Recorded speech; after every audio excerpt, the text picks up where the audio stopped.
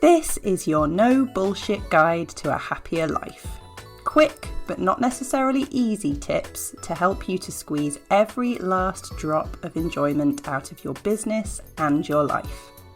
My name is Helen Calvert. I'm a coach, a business owner and a parent, and I'm so happy to be here with you. I do swear occasionally, as the title suggests, so pop in your headphones if I'm not safe for little ears. Ready to go? Let's do this. Hello and welcome to this episode where we're going to be talking about being our own lover. So this is all part of our deep dive into our relationship with ourselves. And today it's about our intimate relationship with ourselves. So we've talked about sex before in episode 14, and we've talked about pleasure as a tool for our well-being in episode 38. And I always say that when I'm talking about sex, I'm encompassing sex with ourselves. You know, if I'm talking about sex, it definitely does not have to mean interaction with a partner. And I don't particularly like using words like masturbation or any of the slang terms for our relationship with ourselves, because I feel as though they're bound up with a lot of shame in some ways, with a lot of kind of giggly nonsense in other ways. And also, it just seems like a pointless delineation to me, because as we're going to discuss today, our sex lives, they start with ourselves. They're mainly, about our relationship with ourselves. And to talk about sex with ourselves as though it's somehow a separate thing, just no, that doesn't work for me. So if ever I'm talking about sex, I'm talking about anything we do sexually and intimately. So we're going to look more at that today in terms of our relationship with ourselves as our own lover, because it is a huge part of our relationship with us. We can't talk about the relationship we have with ourselves from all different angles if we don't look at this and our sensual relationship with ourselves, because it's so important. In the same way that our intimate relationships with other people are an important part of the relationships we have with the outside world. So I'm going to start by saying that when I was growing up, and I'm sure this is the same now, I'm sure it's been the same for millennia, the concept of losing one's virginity, that was the thing, wasn't it?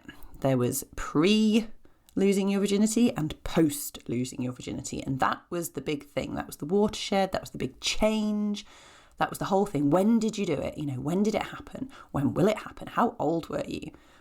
And now I'm much older and can look back on all of this, I realise that is so not the thing. It's a step on our sexual journey. Of course it is, but it's not the thing. Our sex lives start with ourselves. They start not when somebody else is brought into the equation, but they start when we begin to learn what feels pleasurable, what feels sensual. And that can happen at a very young age. That's when it begins. How does our body respond to different stimulus? What kinds of things does our mind enjoy? And then, of course, there's our first orgasm, which not all of us have alone, but a lot of us have alone, and finding out how we can make ourselves feel good. That's far, far more the beginning of our sexual journey than the moment when somebody else gets involved.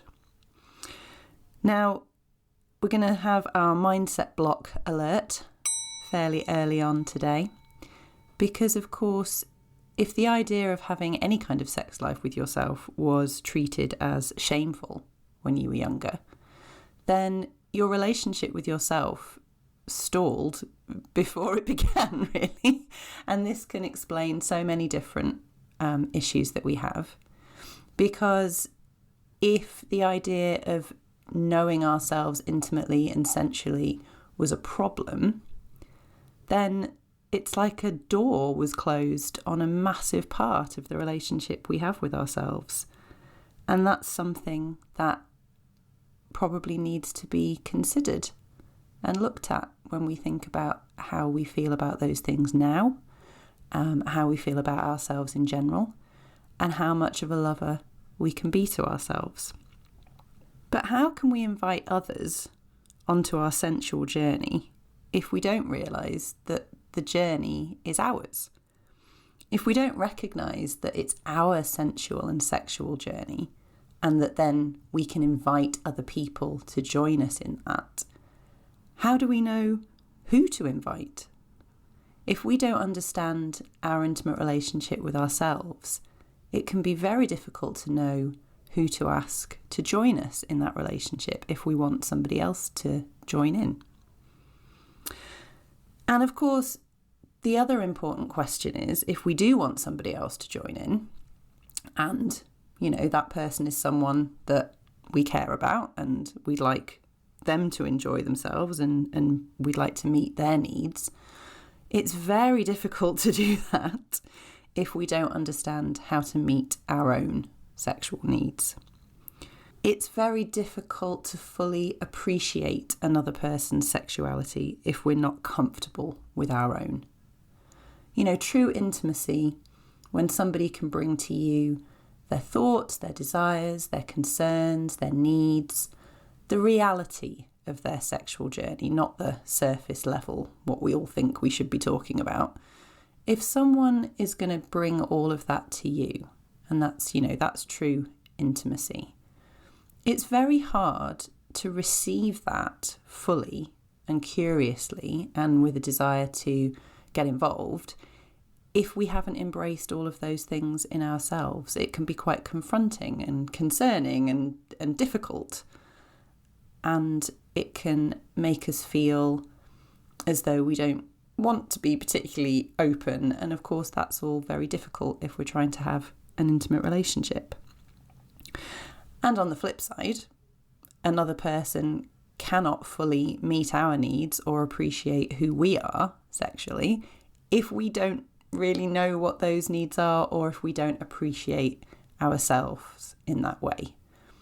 If we don't really understand and love ourselves for all that we are in sensual terms.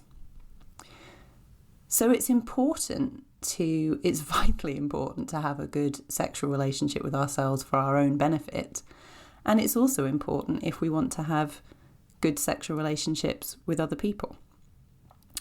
So getting to know our sexuality, and when I say sexuality, I don't just mean who you like, are we gay, are we straight, that kind of thing. I mean our individual sexual makeup, and that is different for every single person. So it's questions like, what turns us on? And I don't mean what we think should turn us on, because we all have these stories, don't we, about, men like this and women like that, or this kind of person enjoys this and I can't be that type of person. Putting all that nonsense aside, what actually turns us on? What is it actually that flips that switch in our body so that our body says, oh, yep, I want this, I'm ready for this now, yes please? It could be so many different things. It could be things that you think are silly. It could be things that you think are shameful. It could be things that you think are bizarre. Or it could be totally mainstream things that everybody talks about. It really doesn't matter.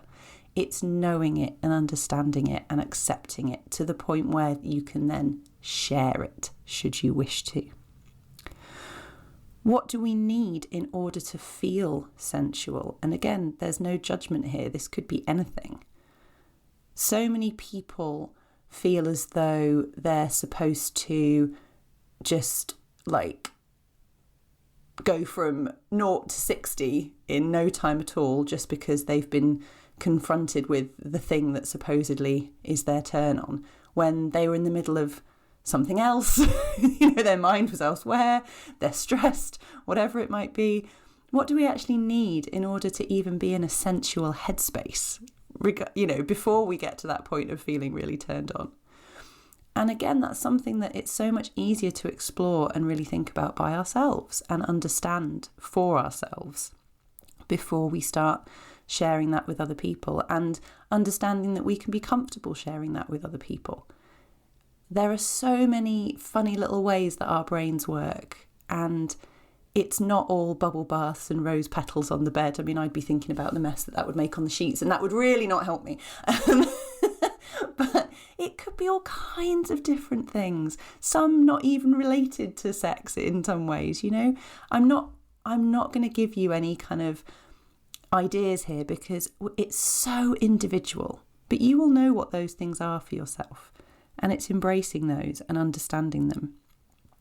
And what stories are we telling ourselves about our sexuality, and really looking at those and asking ourselves if those stories are helpful, and if they're helpful for, you know, making our sensual journey a happy one. The great thing about being our own lover is that we can ignore any worries we might have about our appearance, our desires, our kinks, our needs. You know, I would love it if nobody had any concerns about those things, but in reality, a lot of us do. But when it's just us loving ourselves, we can put all that aside because it's us. We can love how we look. We can love what we like. It doesn't matter what anybody else might think. It's us loving ourselves. And only we can know how to be the best lover that we've ever had. And no one else can come close unless we really understand how to be that for ourselves. Because as much as we would love it if this were true, people are not actually mind readers. So you can have the greatest relationship, but if you can't communicate what's going on inside you, inside your mind and body, then another person can only get so far in fulfilling those needs. And of course, we don't have to have other people involved at all. And like everything we talk about, you know, when we talk about self-care and having our own back and being our own best friend, if you are your own best lover, you will have your best lover with you for the whole of your life. Well, that's pretty good, isn't it? And then anything else is a bonus. Intimacy is a deep personal connection, true intimacy with another person.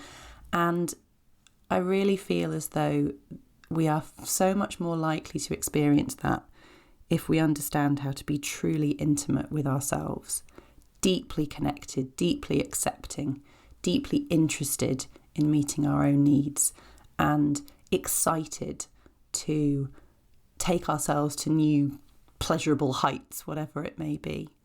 But deeply connected to ourselves can make such a difference to everything in our lives, not just sexually. It can be amazing for our confidence and our self-respect and our self-assurance. It's something that I feel is often missing in discussions about all kinds of elements of self-care and self-esteem. But it's so important to be able to be intimate with ourselves. And no one else can bring joy to our sex lives until we can bring that to us. So, as I say, it's far too personal a topic for me to give you hints and tips and ideas because we are so varied in our experience and in what delights us. But I would urge you to think about those questions. What actually genuinely turns you on? What do you actually need in order to be in a sensual headspace? And what stories have you been telling yourself about all of those things? Because they are just stories. They may be stories that someone else told you, rules you were given in childhood, ideas that came from the TV, but they're just stories. And are they serving you? I'm going to put a link in the show notes to Ruth Ramsey, who is an intimacy coach, because if you would like to work on this more, but you have no earthly idea where to start, she is an expert and she can definitely help you to explore your sexual journey with yourself and with others. So I will put her details in the show notes. But until next time, please be excessively kind to yourself as your own best lover. And let's squeeze every last drop of enjoyment out of our sex lives. Speak to you next time. Thank you so much for listening. Did you know that my first book is now available to purchase online? Check out the show notes for details of how to get your hands on a copy. If you enjoyed this episode, I'd be so grateful if you could leave me a review, and don't forget to subscribe so you know when new episodes are up. If you would like to work with me one-to-one or follow more of my content, you can find out how in the show notes. See you next time.